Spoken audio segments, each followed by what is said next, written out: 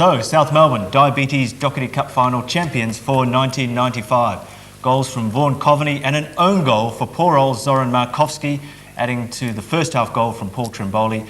Ollie Pondoyak for the Melbourne Knights with a goal to make it 1-1, but really South Melbourne walking away with it in the second half. And our special guest in the studio tonight is from South Melbourne, Dean Anastasiadis, the South Melbourne goalkeeper. Well done today, Dean. Thank you. And welcome to the show. And perhaps you could just hold up your Dockerty Cup winners medal so we can just see what it's been all about today. There it is. And a magnificent... Of course, if you peel off the paper, there's chocolate inside there, which is terrific. We'll be having a chat to Dean in just a moment about the game, but Blakey, let's mention our sponsors. I think we should pay homage to the people that make this show go ahead. Frank and I have decided to do it in tandem. Holes. Frank, who do you go to? Holes. Holes, Detail Excavations, Greg, is the people to go and see. Took him a little bit of time, didn't it, good folks at home? Telly Italia, of course, all the action from the Italian First Division. Please, Frank, if you... Then the Bayswater Indoor Soccer Centre for clothing and sportswear. And, of course, Aqua Minerale Certosa. Magnificent stuff, this. It's kept us fortified for many weeks, has it not? And Dump Master for all your rubbish removal requirements. Where your script's going to go after the program. And, of course, Evo's Pizza, the best in High Street Thornby. We'll be enjoying some of Evo's fine cuisine after the program. And you'll be joining us, won't you, Dean? And it's a well-deserved chow that you'll be having with us tonight when you break bread, because it was a good victory for South Melbourne, a breakthrough victory, really, wasn't it? Because you've not taken home any sort of silverware for a little bit of time. It's been a while. It's been a while between drinks for us. It's a good start. Pretty happy with the way, the whole team performed. It's a good start going into the start of the season, especially we're playing them next week as the first game. Dean, the talking point for South Melbourne over the last 2 or 3 weeks has got to be the age, or the average age of your team. You've got some really young players out there. How do you explain the success of the side, considering the inexperience of it as well? Well, you've seen cases plenty of times where young players just thrive they get on a roll and they just keep going, like Richmond, for instance, being a Tiger man myself. But I think the backbone is pretty, as Frank calls it, Kuzmanovic, Peterson and Trimboli.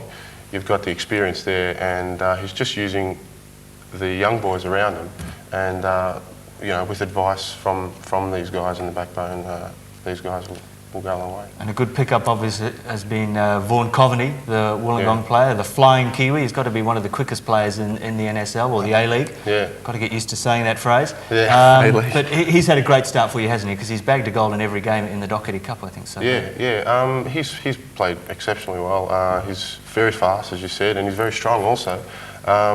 It's good for him, good to get his confidence up, and like I said, good introduction for him into the side. Hopefully looking forward for a good season for him. This is the key, isn't it? Frank has always had a fair degree of success with young players, because he is the master motivator, and it's best to get to them while they're young and indoctrinate them along the way. I mean, they're obviously responding to Frank as well. Yeah, it's good that he gives these young boys a chance, because, I mean, before the games he talks to them at trainings and things like that, just to get them motivated to overcome the nerve factor. But once they get onto the field, these boys, obviously he picks some talented ones who can play and who do have the ability. The one that really struck me in the Dockerty Cup final, not physically of course, is Tanzel Baser, the number 11. Terrific game from him. A very, very exciting prospect for the future. Yeah, he had a terrific game. He's been with us for, I think he was there last year also. Unfortunately didn't get a go. But this year he's been sort of forced into the side, on the left side, looking for a gap there that we had from Con leaving. But look, if he continues playing that way, he'll be the main man on the left. And he's a big player as well. I mean, like Frank's these young, big, strong lads, and another big, strong lad is Con Blatzis from the Victorian Institute of Sport. Yeah. He's fitted in very nicely on right back, although he did start at left back today. Yeah. And the striker as well, Michael Kasija. Kasija, that's right. He's from the AIS as well, a couple of years ago though. Yeah, that's right. Yeah. These boys, Con Blatzis he's a tower of strength at the back there. Frank did want a sort of a tall back line, or really as many tall players as he can get. And also Cressidio, Michael, he's a very talented player, and I think he'll have providing he plays, he'll have a good season. The strength in the back four, Dean, it looks like Alex Kuzmanovic is really, his communication skills with these young guys run about him. The strength seems to be Alex Kuzmanovic's organisation.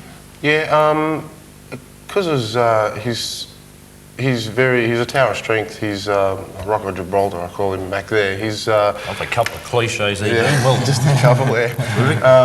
No, he communicates well with them. We'll go through a lot of the defensive tactics of training, of course, and the boys tend to they listen to him, and they work well together with Steve Mangos and also Con Anthopoulos on the left side. And Paul's already mentioned the height of the side, especially the defence. What about the mobility of the side? Because there's a few quick players there.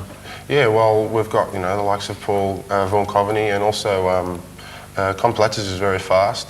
You've got little Stevie Panner in the middle who's running amok in there. So the pace is there also, which is good. One question, I know you're just dying to answer this question, Dean. Steve Mortone's left the club. That's right, yeah. And you had this great battle ongoing with him last year, where you played some games and he played. That's got to be a weight off your mind, really. Well, obviously it is, yeah. Steve's he was a bit unfortunate the start of this year. I was coming from Port Melbourne, having a sort of a fairly good season. I felt well, I felt good, and Frank sort of gave me the first team choice. And but Steve's gone now. I don't know where he's gone. I'm not sure if... well, if anybody's seen Steve Mortone, give us a call at the studio, will you? Because he's obviously missing, and there'll be a few people concerned about him.